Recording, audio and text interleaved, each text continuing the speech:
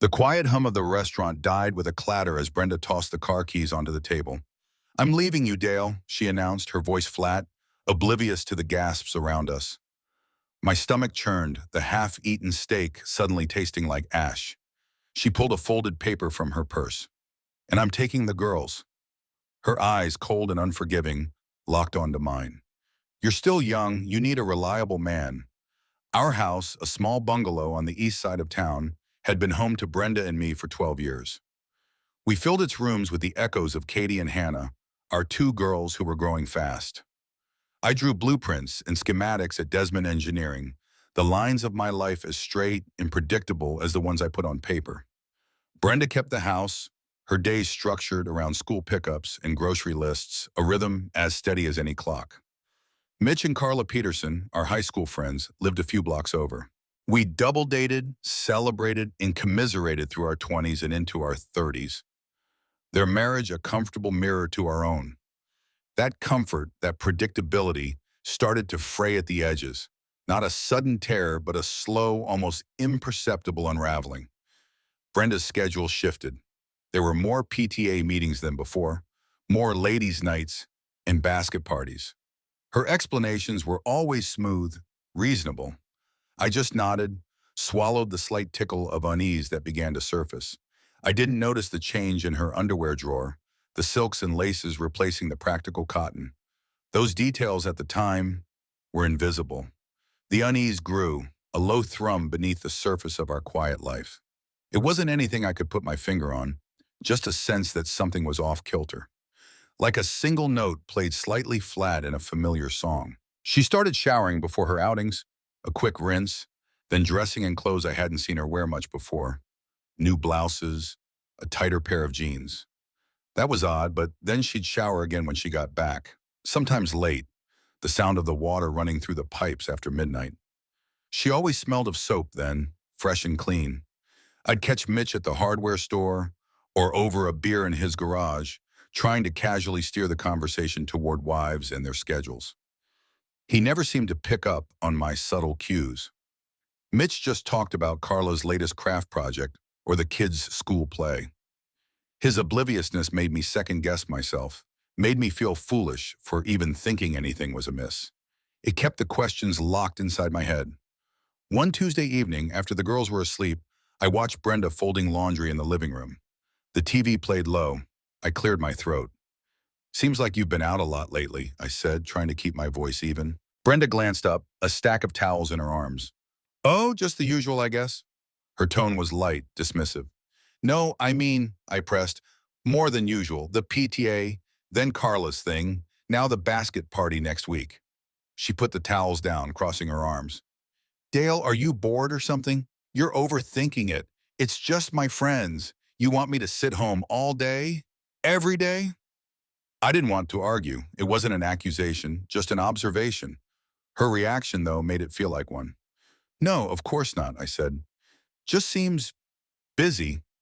She just sighed, picked up the towels, and went to put them away. The conversation ended there. But the dull ache in my gut didn't. It stayed with me, a constant, low-level throb. The basket party night came a few days later. Brenda was gone by 7, perfume lingering in the hallway. I stayed up, watched a game I barely followed, and waited. The house was quiet, the girls' soft breathing, the only sound. It was past 1 in the morning when I heard her car pull into the driveway. The headlights swept across the living room window before the engine cut. The front door opened and closed. A few minutes later, the water started running in the bathroom. Another shower. I waited until the water stopped, until the house settled back into silence. Then I got up, moving without making a sound. My feet found the cold tile of the bathroom floor. The laundry basket sat in its usual corner. I reached in, my hand brushing against a pile of damp towels, a t-shirt, and then something else. Something slinky, unfamiliar. It was a pair of black lace panties. Not hers, not the plain cotton she usually wore. These were different, delicate, almost predatory in their design. I pulled them out, the fabric cool against my fingers. They had a tag still, small, silk, not worn. My hand went deeper, searching for her regular underwear from the day. I found them, a plain beige pair, crumpled at the bottom. I held them up, turning them in the low light from the hall. They were wet and sticky. The smell was faint but undeniable, something sweet and musky that wasn't just soap. My fingers traced the dampness, confirming what my mind was already piecing together. The air in the bathroom felt suddenly thin, sharp. The black lace felt like a burn against my palm in the dark. I moved from the bathroom, the faint, cloying scent from the beige panties still in my nostrils. Sleep was an impossible idea. I lay in bed next to Brenda, who was breathing softly, deeply. Every sound in the house was amplified. The creak of the old floorboards, the hum of the refrigerator. My mind raced, looping through every PTA meeting, every ladies' night, every late return. I saw her smiling, her usual innocent smile, and then superimposed on it, the image of those wet panties, the foreign scent. Denial battled with the cold, hard facts. It was a war waged in the quiet darkness of our bedroom. My chest felt tight, my eyes burning. Morning came, harsh and unfeeling.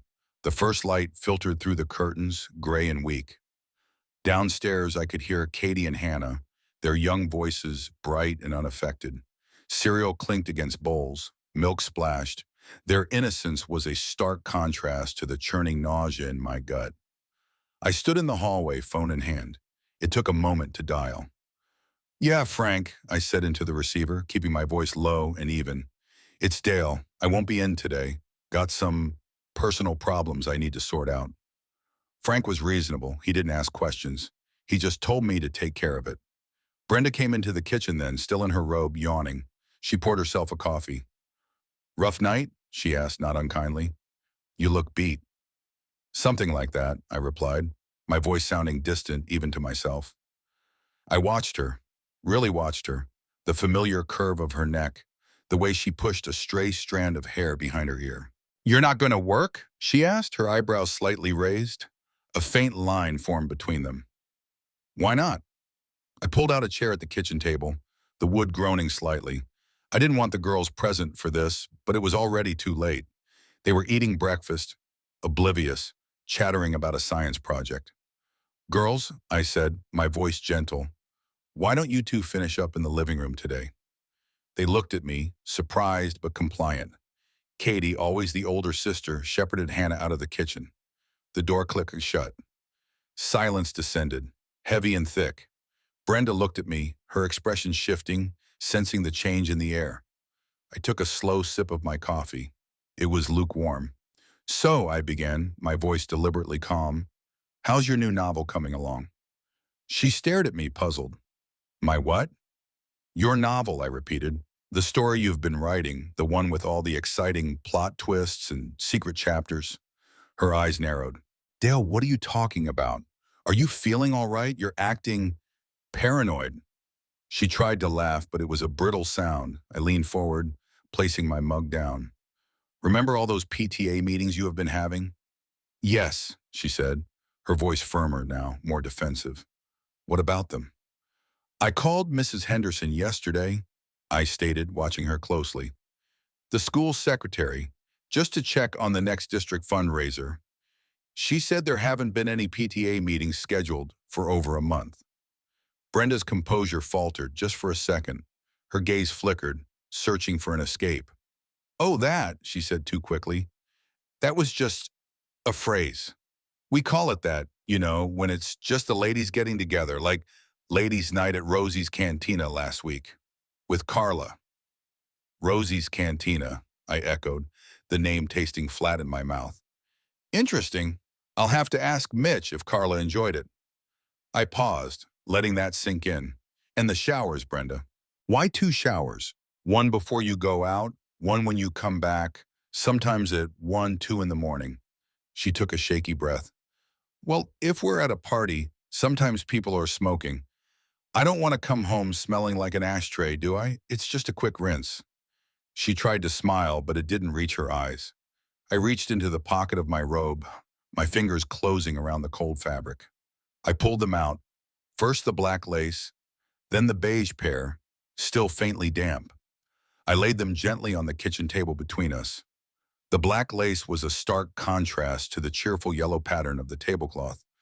The beige ones, crumpled and revealing, sat next to them. Brenda's eyes darted from the panties to my face, then back again. Her face drained of color, leaving a pale, sickly hue.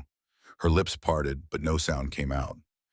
"This," I said, pointing to the black lace, "isn't yours.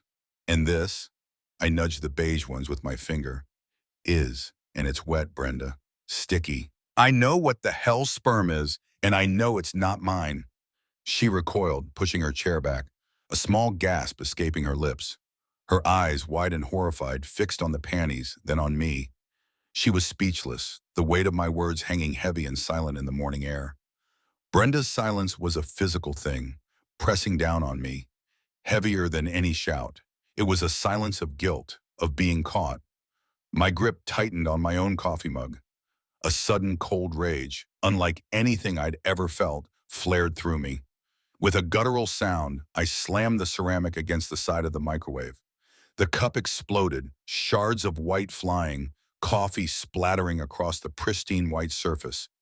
The sharp, violent crack of it sliced through the quiet. Brenda flinched, her eyes wide, terrified. She pressed herself against the kitchen counter, hands flying to her mouth. The defiance, the weak attempts at explanation, were gone. Only fear remained. I leaned across the table, my voice a low, dangerous growl. "Who the hell is Mark Stewart?" She recoiled further, practically pressed into the sink now. Her eyes darted around the room as if looking for an escape route that wasn't there. "A friend," she stammered, her voice thin. "Just a friend." "A friend?" I repeated, my voice dripping with disdain. "Is that what you call the man you had sex with?"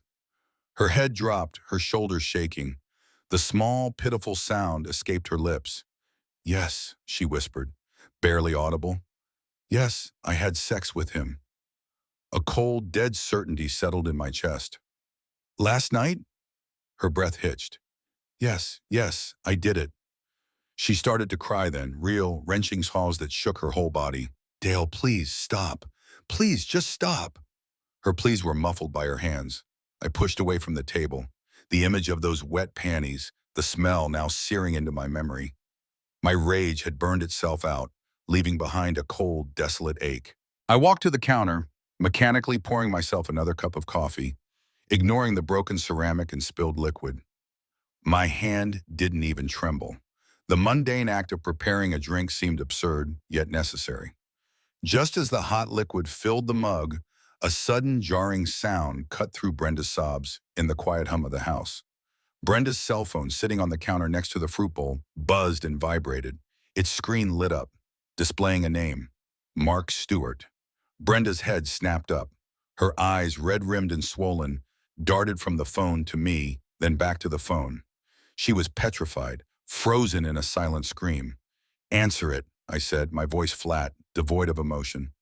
She shook her head, a small, desperate movement. "Answer it, Brenda," I repeated, a little louder this time, not a question, but an order. "And put it on speaker." Her hand trembled as she reached for the phone. Her fingers fumbled with the screen. She pressed the green icon, then the speaker button. A man's voice, warm and casual, suddenly filled our kitchen. "Good morning, sugar. I just came to work and saw that last night you tried to call me on my work number. Did you forget something at home, Brenda?" Brenda stood there, utterly still. Her jaw was slack, her eyes wide with terror, fixed on the phone, then on me. She couldn't respond. No sound came from her throat. Mark's voice, now laced with a hint of confusion, filled the silence. "Brenda, are you there? Is there something wrong?" I looked at Brenda, my gaze unwavering. I gave a slight, almost imperceptible nod. It was a command. A chilling silence hung in the air, waiting. Brenda's mouth opened and closed, no sound coming out.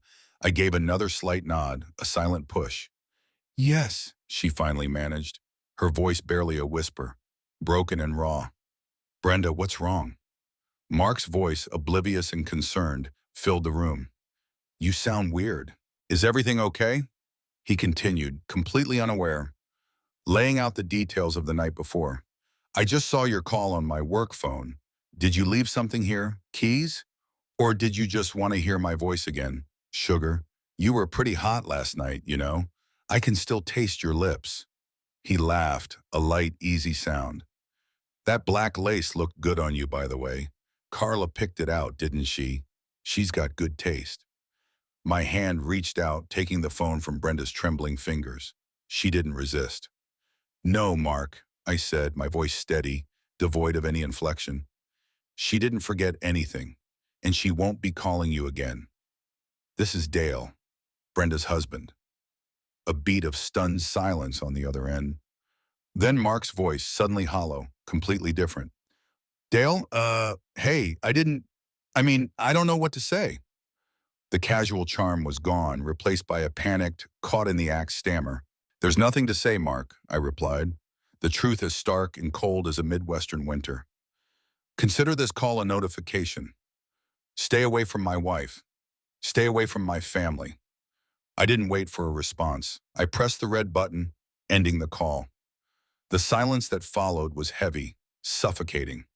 Brenda collapsed onto the nearest kitchen chair, her body racked with sobs. Her pleas started then, fragmented and desperate. Dale, please. I'm so sorry. I didn't mean for this to happen. Please forgive me. Please. I looked at her, truly looked at her. The woman I had loved, married, built a life with. The woman who bore my children. But all I saw was a stranger, stripped bare by deceit. My anger was gone, replaced by a profound, terrible numbness. Get up, Brenda, I said, my voice flat. Go pack a bag. Just the essentials. You need to leave. Her head snapped up, tears streaming down her face. Leave, Dale, no. Where will I go? I don't care where you go, I stated, the words cutting clean. Just not here, not in this house. She didn't argue further. The fight, the denial had been beaten out of her. She stumbled out of the kitchen, her sobs echoing faintly as she went upstairs. The girls came home from school a few hours later. The moment they stepped inside, their laughter died. They sensed it, the thick, palpable tension in the air. Where's Mom? Katie asked, her voice small. Hannah clung to her sister's leg. I knelt, wrapping my arms around them, holding them tight. Mom's fine, honey, I said, forcing a calm I didn't feel. She's just gone to visit some family. For a little while. Their innocent faces searched mine for reassurance, and I gave it. A lie I hoped would protect them, at least for now. That evening, after I'd made a quiet dinner for the girls and put them to bed, I picked up the phone. My fingers hesitated over the numbers, but I dialed anyway. Mitch answered on the second ring, his usual cheerful greeting sounding hollow tonight. Mitch, I said, can you come over? I need to talk to you. Something important. He was there in 15 minutes, his brow furrowed with concern. He saw the microwave, the shattered ceramic, the grim set of my face. We sat in the living room, the space usually filled with easy conversation, now heavy with unspoken dread. It's Brenda, I began, my voice low. She's having an affair. Mitch stared at me, then let out a disbelieving laugh. Brenda, no way, Dale. You're kidding, right? With who? Mark Stewart, I replied. And Carla knows about it, Mitch. She's been covering for her. She even helped Brenda pick out the lingerie. I laid out the facts, cold and precise. The PTA meetings, the ladies' nights, the double showers, the phone call. Mitch's face cycled through shock, disbelief, then a terrible, burning anger. Carla? No, she wouldn't. She's my wife. He ran a hand through his hair, agitated. She'd never do that to me, to us. He said she picked out the black lace, Mitch, I repeated, the detail piercing through his denial. Mark said it. He sank back into the sofa, the fight draining from him. His eyes were wispy, lost. The picture I painted was undeniable. The truth, ugly and raw, hung between us, shattering not just my world, but his too. The friendship, a cornerstone of our adult lives, crumbled to dust. Mitch stood up slowly. He looked older, broken. I gotta go, he mumbled, his voice hoarse. I gotta go talk to Carla. He walked out, his steps heavy, leaving behind not just my house, but a lifetime of shared history. Brenda didn't go far. She moved in with her sister Melanie just 20 miles west in Cedar Rapids, close enough that the children's lives wouldn't be completely uprooted, but far enough that the immediate searing pain of her presence was lessened. Still, it wasn't far enough. My life, once a steady, predictable current, had become a raging river. The morning routine once shared now fell entirely on me. Waking Katie and Hannah, making breakfast, braiding hair, packing lunches, getting them to school on time. Every task, small on its own, became a monument to my new single status. The girls were confused. Their little faces, usually so bright, were often clouded with worry. "When is Mom coming home?" Hannah would ask, her voice small. Katie, older and more perceptive, would just watch me, her eyes too knowing for an 8-year-old. I stumbled through explanations, vague talk of grown-up problems, in time apart, words that felt thin and inadequate even to my own ears. The first call to a divorce lawyer felt like an act of surrender, a concession that what was broken could not be fixed. The words dissolution of marriage hung in the air, cold and clinical, marking the formal end of 12 years. Meanwhile, I imagined Mitch's confrontation with Carla. I pictured him, just as I had been, presenting the undeniable facts. Carla, I knew, would deny it at first, her small, tight smile fixed in place. But Mitch would press. He was methodical, like me, and eventually she would break. I learned later, through the grapevine, that she did. She confessed not just to covering for Brenda, but to a deeper complicity, a shared loneliness that had bound them together in their secret. She admitted to feeling caught, to letting Brenda lead her. Their marriage, once so solid, was now fracturing under the weight of her deceit. Mitch and Carla, the other half of our quartet, were now navigating their own wreckage.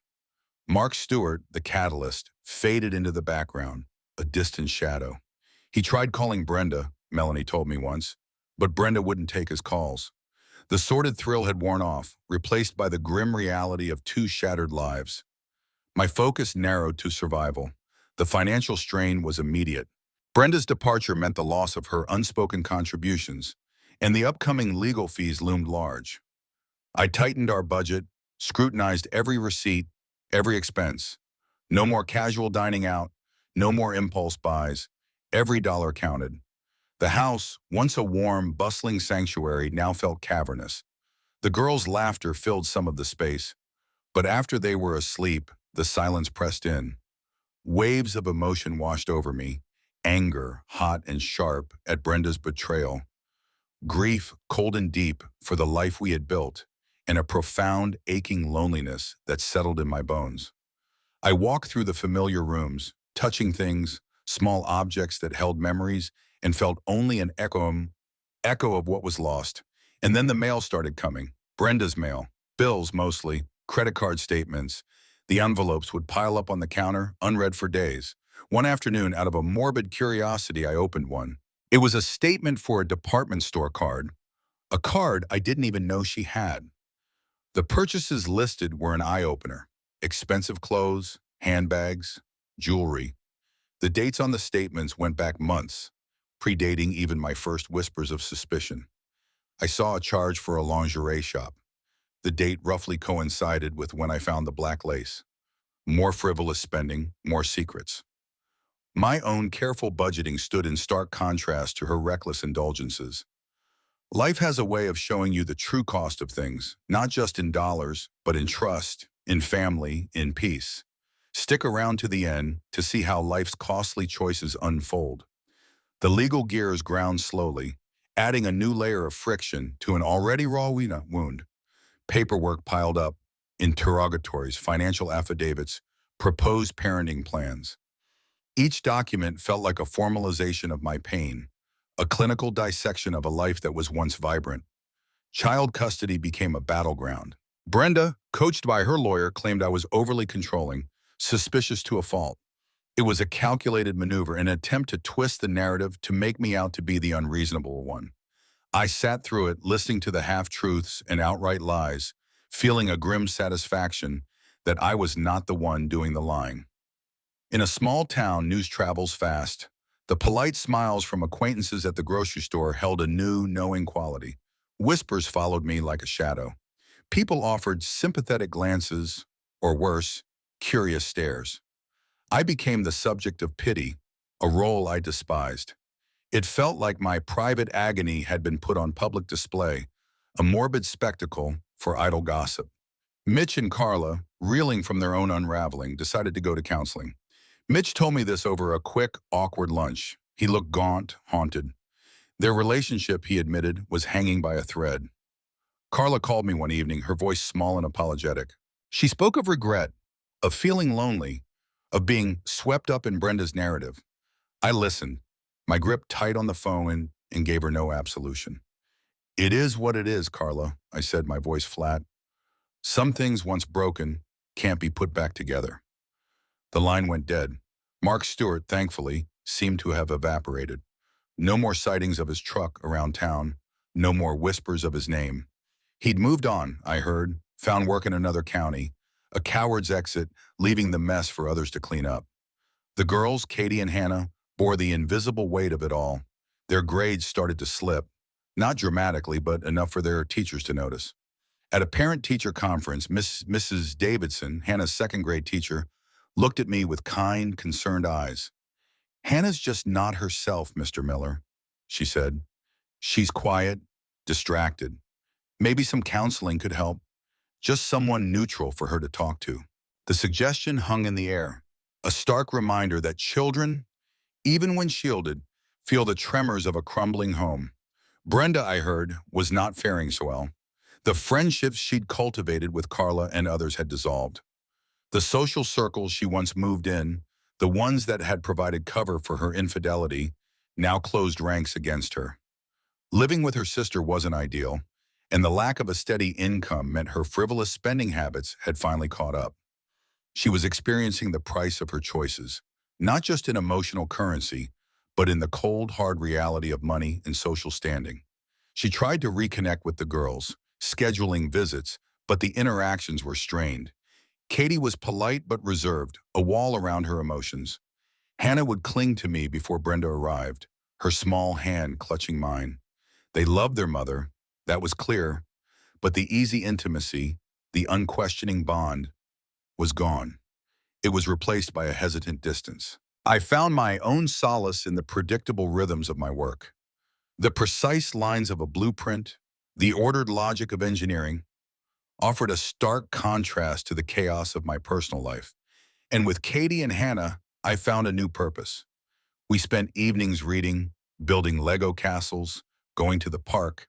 I taught them to bake, their small hands covered in flour. These quiet moments, these small victories of connection, slowly started to fill the emptiness that Brenda had left behind. They were my anchors, pulling me steadily forward, away from the wreckage. Months folded into a year. The divorce papers were signed, stamped, and filed. The decree was blunt, formal. Primary custody to me, visitation for Brenda every other weekend, and shared holidays. It was over, legally.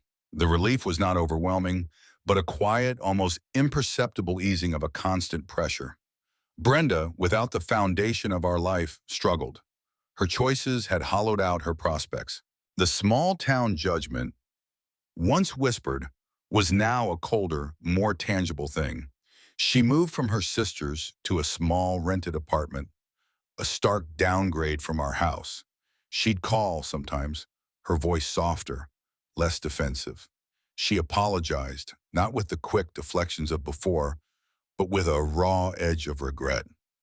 "I really am sorry, Dale," she'd say, her voice cracking. "I never meant for any of this to happen." I listened. I heard her. But the emotional scars were too deep, too fresh for immediate forgiveness. The thought of it felt like a betrayal to myself, to the girls. She saw it then, the true bitter cost of her infidelity. Not just the loss of me, but the unraveling of everything. Her reputation, her home, her easy life, the daily intimacy with her daughters. It was all gone, traded for fleeting moments of recklessness. Katie and Hannah were adjusting, slowly. The therapy sessions helped. Evans was a calm, steady presence, giving them tools to navigate the confusion and sadness. They still had their moments, outbursts of anger or quiet retreats into themselves, but they were learning to live with the new shape of our family. I went too, to talk, to process, to try and understand how 12 years could be wiped away so easily. The therapist listened patiently, letting me articulate the anger and the grief. He encouraged me to consider dating again, to re-enter the world. I nodded, but the thought felt foreign, dangerous. I was wary now, my emotional gates guarded, my trust a precious, fragile thing. Mitch and Carla, I heard, were still together. Counseling had helped them pull back from the brink, but their bond was forever altered. Trust, once shattered, could never be entirely restored, only carefully rebuilt with visible cracks. Then came the letter. A plain, white envelope, addressed to me. The return address was unfamiliar, but the name was not. Mark Stewart. My hand trembled slightly as I held it. For a moment, curiosity warred with a deeper, visceral revulsion. I tore it open. His handwriting was neat, precise. He wrote about misunderstandings, mistakes, deep regret. He spoke of Brenda, of circumstances. I read only a few lines, the words blurring, before a quiet, firm resolve settled over me. I walked outside, the letter in hand, to the old metal burn barrel in the backyard. I struck a match, held it to the corner of the paper, and watched it curl and blacken. The flame consumed his words, turning them to ash, and with them, any lingering attachment to that part of my life. Brenda eventually found part-time work at a local dry cleaner, the smell of chemicals clinging to her clothes. It was a stark contrast to her previous life, a quiet existence dedicated to a bustling home. I'd see her sometimes, at the grocery store or at the school during pickup, a ghost of her former self. Her eyes, whenever they met mine, held a familiar blend of sadness and longing. And when she saw the girls, especially when they were laughing with me, the look on her face was a raw, open wound. It was a constant, painful reminder of the family she had willingly given up. Another year had passed since the final divorce papers landed in my mailbox. The jagged edges of betrayal had softened, rounded by time and routine. I had built a new life, a sturdy framework of independence and responsibility. My days were full, anchored by work and, more importantly, by Katie and Hannah.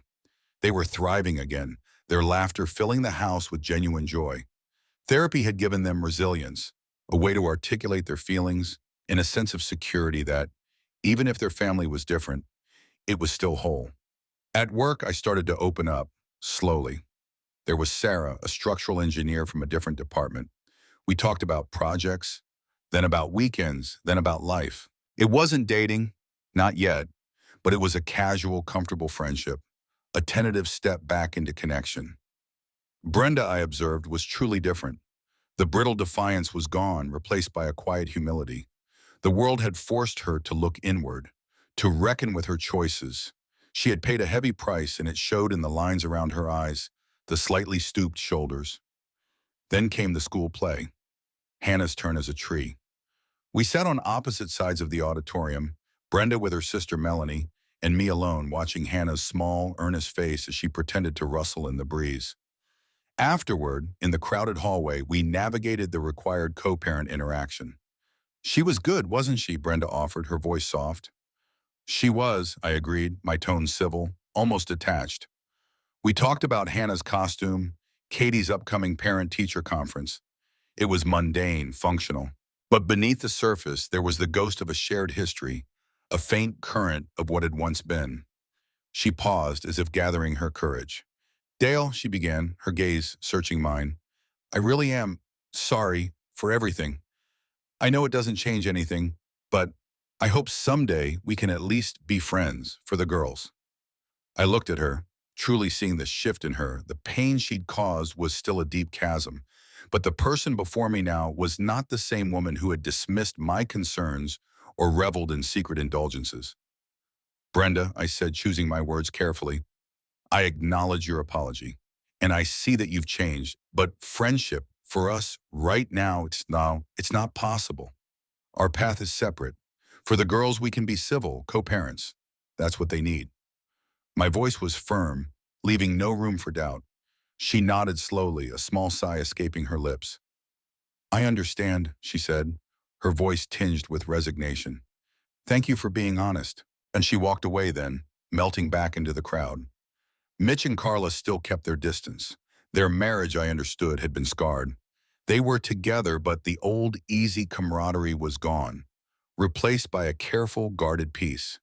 Brenda's name was never mentioned between us, a silent agreement that some wounds were best left undisturbed. I started to think about forgiveness, not as a gift I would give to Brenda, but as something I needed for myself. To release the bitterness, the anger that still flared occasionally, unbidden. Forgiveness, I realized, wasn't about erasing what happened, but about accepting it, integrating it into the story of my life without letting it define me entirely. Moving on didn't mean forgetting. It meant finding peace amidst the memories. One evening, as I tucked them into bed, Katie looked up at me, her eyes earnest. "Dad," she said, "do you think maybe sometimes we could all go to the park together? Like a family?" Hannah, nestled beside her, nodded, her thumb in her mouth. Their innocent wish hung in the air, a delicate challenge to my carefully constructed peace. I saw the fragile hope in their eyes, the lingering desire for a unity that might never truly be. I contemplated the balance between my own healing, my own need for boundaries, and their deep, primal longing for their parents to be whole, if only for an afternoon at the park. It was a question without an easy answer, a future yet to be navigated. I decided ultimately that the girls needed peace. Co-parenting, civil and without pretense, was the path forward. Brenda understood there was no romantic future for us. My boundaries were clear, unwavering. I found a quiet contentment in my new life, a steady rhythm built around Katie and Hannah. They were my world, my focus. I had paid a price too, I realized, not just Brenda. My innocence, my unquestioning trust in what I thought was solid, had been irrevocably lost. Brenda continued to rebuild her life, accepting the consequences. I knew she had moments of profound loneliness, of deep regret. I saw it in her eyes sometimes, when she looked at the girls. Mitch and Carla's marriage endured, but it was a different kind of bond, forged in the fires of near collapse, with a deeper understanding of their own vulnerabilities. Katie and Hannah grew up resilient and loved, moving between two separate homes. It wasn't a fairy tale ending, but it was a realistic path forward. I learned a new perspective on love, on trust, on the strength of the human spirit.